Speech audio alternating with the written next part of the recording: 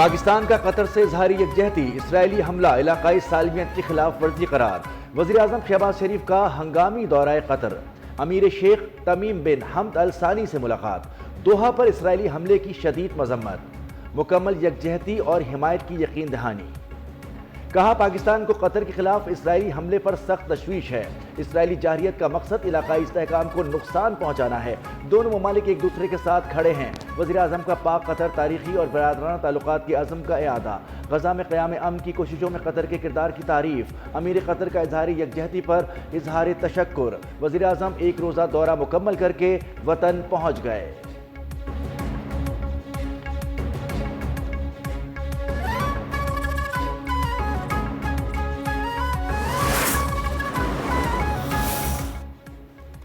Doha میں اسرائیلی حملے میں شہید ہونے والے افراد کی نماز جنازہ، قطر کے امیر بھی شریک ہوئے۔ شیخ تمیم بن حمد الثانی نے غمزدہ افراد کو دلاسا دیا۔ حملے میں ایک قطری شہری اور حماس کے 5 ارکان شہید ہوئے تھے۔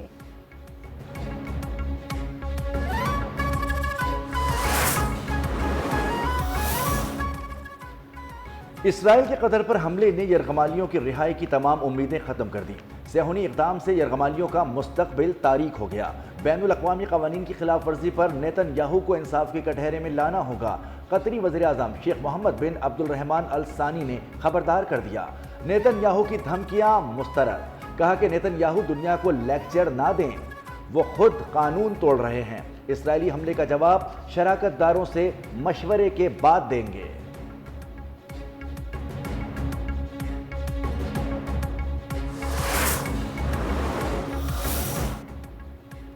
اسرائیلی جارحیت نامنظور، مشرق وسطی ہم آواز۔ اسرائیل حملے کے بعد دوست ممالک کا قطر سے اظہار یکجہتی۔ سعودی ولی عہد شہزادہ محمد بن سلمان کچھ دیر بعد دوحہ پہنچیں گے۔ امارات کے صدر، اردن کے ولی عہد بھی قطر میں موجود۔ اسرائیلی جارحیت پر سلامتی کونسل کا بھی آج ہنگامی اجلاس ہوگا۔ دوحہ میں اتوار کو عرب ممالک کا ہنگامی سربراہی اجلاس طلب۔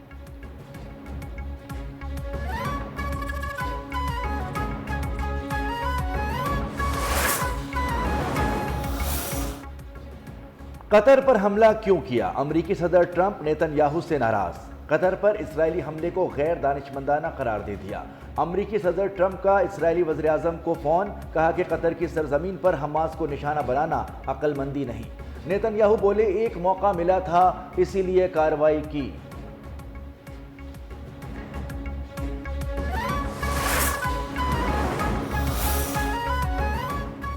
جلال پور پیروالا، اچ شریف، لیاقت پور اور بہاول نگر میں سیلاب سے ہر طرف تباہی ہی تباہی۔ جلال پور پیروالا کشتی حادثے میں اموات کی تعداد 6 ہو گئی، مزید 5 لاشیں نکال لی گئیں۔ حادثے میں 28 افراد ڈوبے، 19 کو بچا لیا گیا، 3 لاپتہ، تلاش جاری۔ بہاول نگر میں بھی کشتی الٹ گئی، 20 افراد کو ریسکیو کر لیا گیا، 2 کی تلاش جاری۔ احمد پور شرکیہ میں بھی کشتی کو حادثہ، سوار 4 افراد اپنی مددات کے تحت پانی سے نکل آئے۔ لیاقت پور میں بھی ریسکیو آپریشن کے دوران کشتی کو حادثہ پیش آیا، 2 خواتین سمیت مزید 3 لاشیں نکال لی گئیں، تعداد 8 ہو گئی۔ جلال پور پیروالا میں گیلانی سپر ہائی وے پر لگایا گیا 15 فٹ کٹ پانی کے شدید دباؤ کی وجہ سے 100 فٹ تک پہنچ گیا، شہر ڈوبنے کا خطرہ ٹل گیا۔ ریلے سے کئی مزید بستیاں زیر آب آ گئیں۔ اچ شریف روڈ پر بھی شگاف ڈال دیا گیا، پاک فوج اور دیگر امدادی ٹیموں کی جانب سے لوگوں کی محفوظ مقامات پر منتقلی۔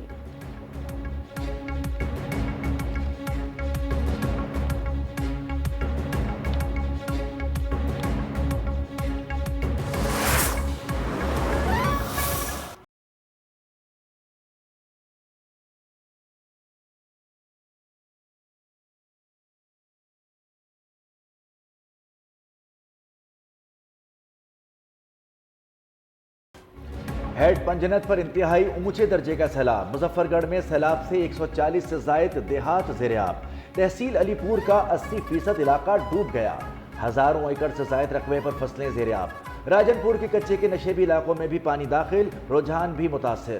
دریائے چناب میں ہیڈ پنجنت کے مقام پر پانی کی آمد میں مسلسل اضافہ، بہاؤ بڑھ کر 6,68,000 کیوسک ہو گیا۔ گنڈا سنگھ والا کے مقام پر اب بھی اونچے درجے کی سیلابی صورتحال۔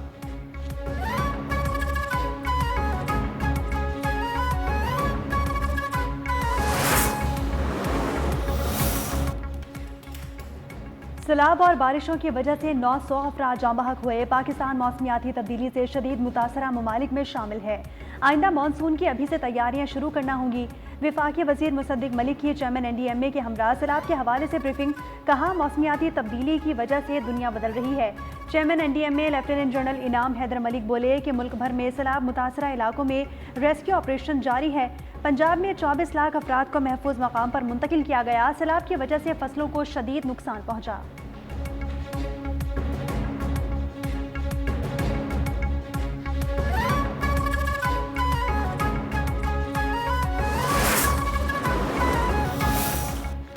غیر ملکی سفارتکاروں اور خارجہ مشنز کے نمائندوں کا national emergency operation centre NDMA کا دورہ، حالیہ سیلابی صورتحال اور امدادی کارروائیوں پر تفصیلی بریفنگ۔ ترکیہ، آسٹریلیا، روس، جرمنی، جاپان، کینیڈا، جنوبی افریقہ، پولینڈ اور آئرلینڈ سمیت متعدد ممالک کے سفیروں کی شرکت۔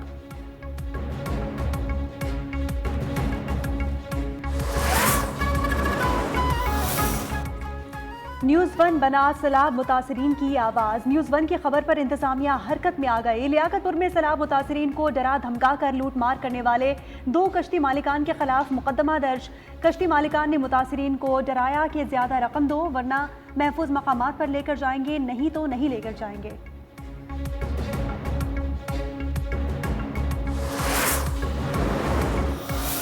جو پرائیویٹ کشتیاں ہیں، اب یہ بھی ہمارے میں سے لوگ ہیں نا کہ جنہوں نے کہا کہ اوہو یہ تو ایک کاروبار کا ایک اچھا موقع ہے، چلو سیلاب زدگان جو ہے ان کو لوٹتے ہیں، اور یہ جو پرائیویٹ بوٹس کے ذریعے جو ہے ان کو ریسکیو کرنے کے لیے لاکھوں روپیہ، ہزاروں روپیہ جو ہے وہ مانگا گیا۔ ہیڈ محمد والا اور شیر شاہ پر پانی کی صورتحال کنٹرول میں ہے۔ بر وقت اقدامات نے جلال پور پیر والا کو بچا لیا۔ وزیر اطلاعات عظما بخاری کی پریس کانفرنس، کہا بدقسمتی سے نجی کشتیوں کے ذریعے ریلیف کی آڑ میں متاثرین کو لوٹا جا رہا ہے۔ اسسٹنٹ کمشنر جلال پور پیر والا کو تبدیل کر دیا، اب پرائیویٹ کشتیاں سرکاری نگرانی میں چلائی جائیں گی۔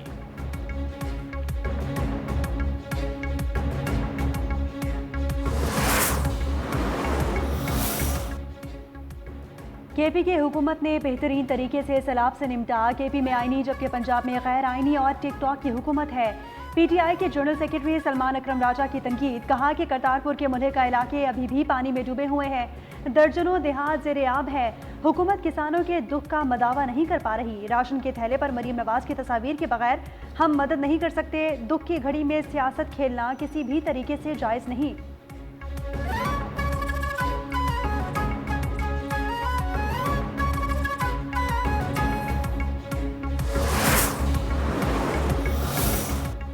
پنجاب کے بعد بپھری لہروں نے سندھ کا رخ کر لیا۔ دریائے سندھ میں گھوٹکی کے مقام پر طغیانی، زبیدارہ بند ٹوٹ گیا، پانی قریبی آبادیوں میں داخل۔ گڈو بیراج کے مقام پر پانی کی سطح میں مسلسل اضافہ۔ بپھری لہروں نے کچے کے مزید علاقوں کو گھیرے میں لے لیا۔ سجاول میں 50 گاؤں متاثر، شہر سے زمینی راستہ منقطع۔ نوشہر و فیروز کے نواحی علاقے میں بند ٹوٹ گیا۔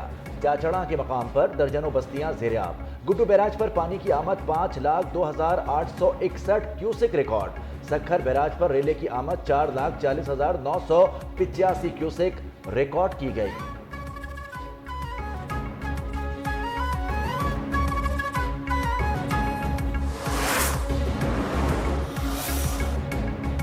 کراچی کے مختلف علاقوں میں صبح کے اوقات میں ہلکی بارش۔ محکمہ موسمیات کے مطابق تیز بارش برسانے والا سسٹم شہر سے نکل گیا۔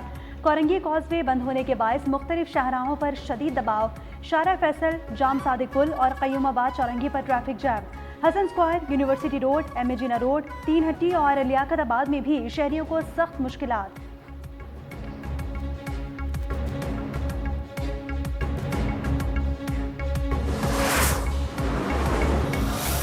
وہ ان لوگوں کے لیے میں کہہ رہا ہوں، خاص طور پہ میں نے ابھی دیکھا کل پرسوں جو ہوا، بڑے بڑے جو برساتی مینڈک بھی نکل آئے، انہوں نے بھی بہت سارے بیانات دیے۔ بہت اس کے ساتھ ساتھ جو خاص طور پہ ایتھنک ڈیوائیڈ پیدا کرنے کی کوشش کر رہے ہیں اس وقت، ان کو میں کہوں گا کہ باز رہیں، اصلاح کے لیے تنقید کریں لیکن لسانی تقسیم پیدا نہ کریں۔ وزیر اعلیٰ سندھ مراد علی شاہ کی مخالفین کو وارننگ، کہا بارش کے بعد بہت سے برساتی مینڈک بیانات دینے نکل آئے، کوتاہیاں ہوتی ہیں مگر ہم اپنے کام سے مطمئن ہیں۔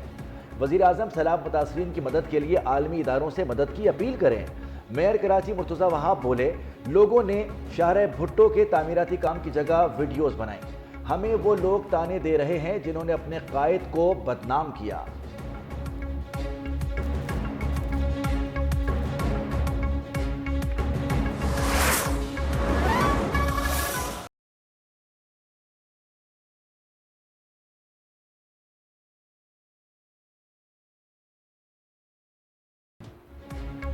خیبر پختونخوا میں فتنۃ الہندوستان کے 19 خوارج جہنم واصل سیکیورٹی فورسز کی 9 اور 10 ستمبر کو تابڑ توڑ کارروائیاں، محمد میں 14، شمالی وزیرستان میں 4 اور بنو میں 1 دہشت گرد ہلاک۔ ISPR کے مطابق ہلاک خوارج دہشت گردی کی کئی وارداتوں میں ملوث تھے۔ صدر اور وزیر اعظم کا سیکیورٹی فورسز کو خراج تحسین، کہا کہ دہشت گردی کے مکمل خاتمے تک جنگ جاری رہے گی۔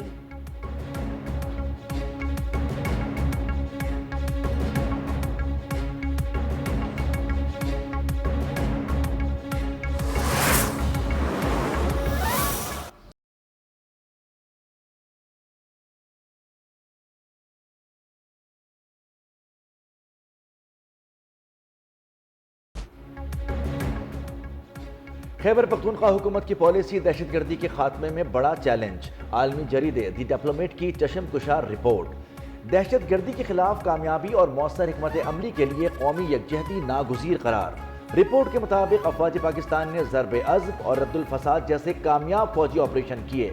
گزشتہ دور حکومت میں فتنۃ الخوارج سے مذاکرات اور واپسی کی غلط پالیسی نے دہشت گردوں کو حوصلہ دیا۔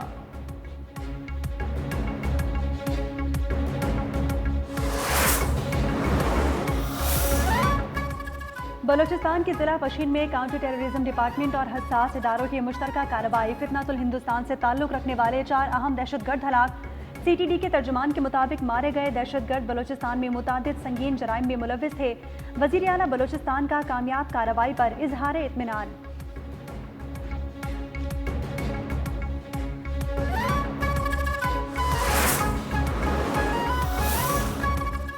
صدر زرداری کل چین کے دورے پر روانہ ہوں گے۔ ترجمان دفتر خارجہ کے مطابق صدر مملکت چینی قیادت سے ملاقات کریں گے۔ اقتصادی اور تجارتی تعاون، سی پیک، مستقبل کے منصوبے زیر بحث آئیں گے۔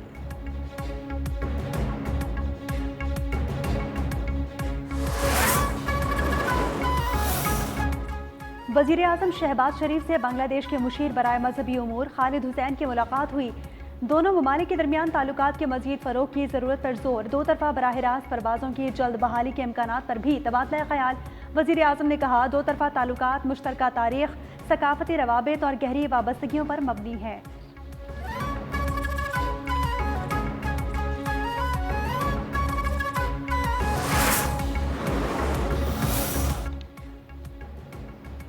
پاک بنگلہ دیش بڑھتے ہوئے اشتراک نے بھارت کے منفی ایجنڈے کو زمیں بوس کر دیا۔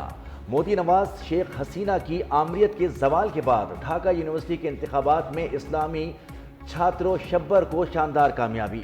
نائب صدر، جنرل سیکریٹری اور اسسٹنٹ جنرل سیکریٹری پر یونائیٹڈ اسٹوڈنٹس الائنس کی امیدوار فاتح قرار۔ شیخ حسینہ کے دور اقتدار میں اسلامی چھاترو شبر پر پابندی عائد تھی۔ عراقی ایئر فورس کے کمانڈر کی air headquarters Islamabad آمد۔ Air chief marshal Zaheer Ahmed Babar Sidhu سے ملاقات ہوئی۔ پیشہ ورانہ دلچسپی، تربیتی امور سمیت دیگر امور پر گفتگو۔ ISPR کے مطابق پاکستان اور عراق کے درمیان تعاون کے مختلف پہلوؤں پر تبادلہ خیال کیا گیا۔ باہمی تربیت، استعداد کار اور ایویشن صنعت میں ترقی پر زور۔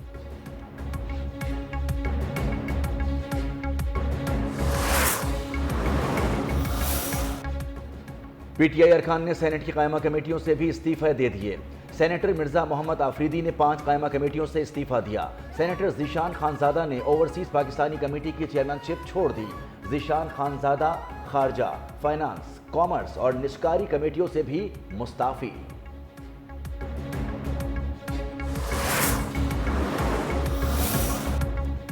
اسلام آباد ہائی کورٹ نے نیب، FIA اور پولیس سے بانی PTI کے خلاف مقدمات کی تفصیلات طلب کر لیں۔ بیرسٹر سلمان صفدر نے کیس کی سماعت کے لیے لارجر بینچ تشکیل دینے کی استدعا کر دی۔ عدالت نے مقدمات کی تفصیلات ملنے تک لارجر بینچ کے حوالے سے فیصلہ مؤخر کر دیا۔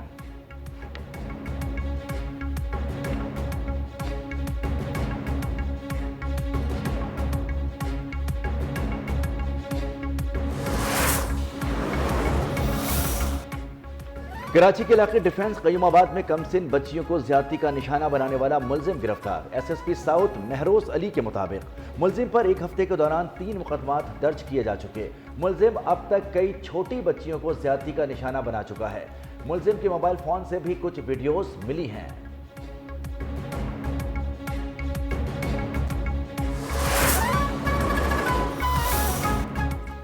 گلستان چوہار کراچی میں 3 خواتین کے قتل کی لرزاخیز واردات۔ پولیس کے مطابق تینوں کو گھر کے اندر چھریوں کے وار کر کے قتل کیا گیا۔ واقعے میں ایک مرد 14 سالہ لڑکی شدید زخمی ہوئی۔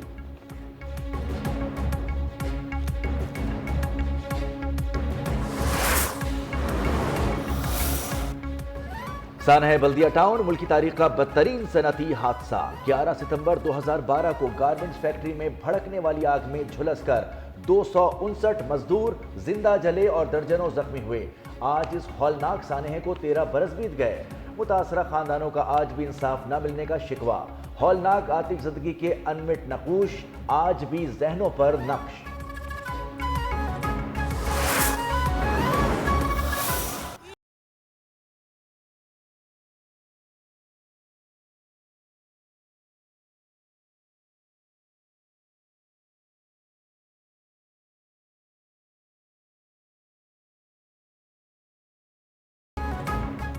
بابا قوم بانی پاکستان قائد اعظم محمد علی جناح کا 77واں یوم وفات۔ آپ کی ولولہ انگیز قیادت میں مسلمانان ہند نے الگ وطن پاکستان حاصل کیا اور انگریزوں کے تسلط سے چھٹکارا پایا۔ قیام پاکستان کے بعد قائد اعظم اس پاک وطن کے پہلے گورنر جنرل بنے۔ 11 ستمبر 1948 میں وفات تک اس عہدے پر تعینات رہے۔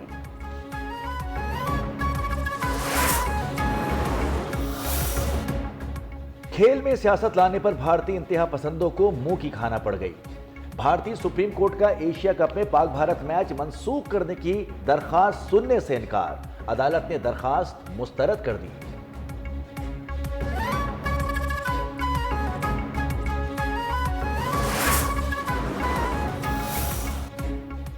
تمام کھلاڑیوں سے سخت محنت کی، ایشیا کپ میں بہترین کارکردگی کے لیے پرعزم ہے۔ پاکستان کرکٹ ٹیم کے ہیڈ کوچ مائک ہیسن نے کہا، بھارتی ٹیم کافی پراعتماد دکھائی دیتی ہے۔ پاک بھارت مقابلہ ہمیشہ دلچسپ ہوتا ہے۔ دونوں ٹیموں کے درمیان بیٹنگ اور بولنگ کا سخت مقابلہ ہوگا۔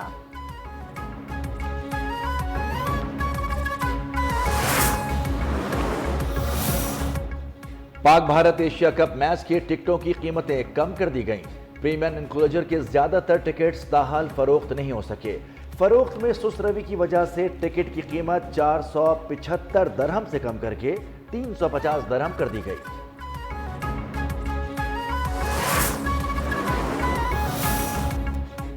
ایشیا کپ میں بنگلہ دیش اور ہانگ کانگ مد مقابل۔ بنگلہ دیش کا ہانگ کانگ کے خلاف ٹاس جیت کر فیلڈنگ کا فیصلہ۔ بنگلہ دیشی کپتان نے کہا، پچھلی 3 سیریز میں ہماری ٹیم نے اچھا پرفارم کیا۔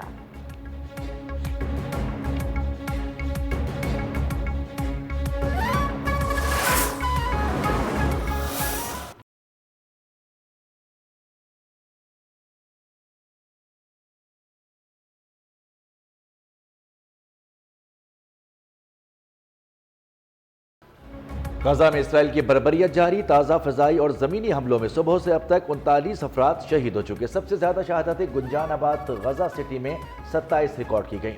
قابض اسرائیلی فوج کا غزہ سٹی سے تمام 10 لاکھ افراد کو انخلاء کا حکم۔ غزہ میں شہداء کی مجموعی تعداد 64,656 ہو گئی۔ پناہ گزین کیمپوں کی بیماریاں پھوٹنے کا خدشہ۔ المواسی کی خیمہ بستی میں خوراک اور پانی کی قلت۔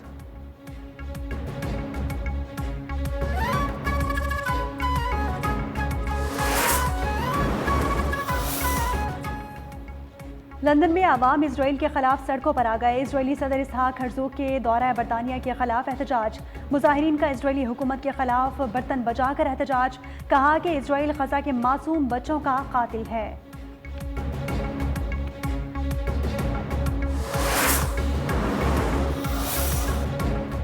انڈونیشیا میں شدید بارشوں کے بعد سیلابی ریلوں نے تباہی مچا دی۔ بارش، سیلاب، لینڈ سلائیڈنگ سے 19 افراد جاں بحق، 10 لاپتہ۔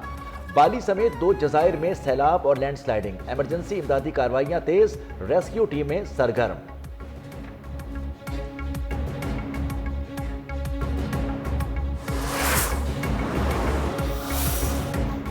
اور مریخ پر زندگی کے ممکنہ آثار ملنے کا دعویٰ۔ ناسا مریخ پر اہم دریافت میں کامیاب ہو گیا۔ خشک دریا کے راستے سے قدیم چٹانوں کا انکشاف۔ چٹانوں میں خردبینی زندگی کے ممکنہ آثار موجود۔ دریافت مریخ پر زندگی کی تلاش میں اہم سنگ میل قرار۔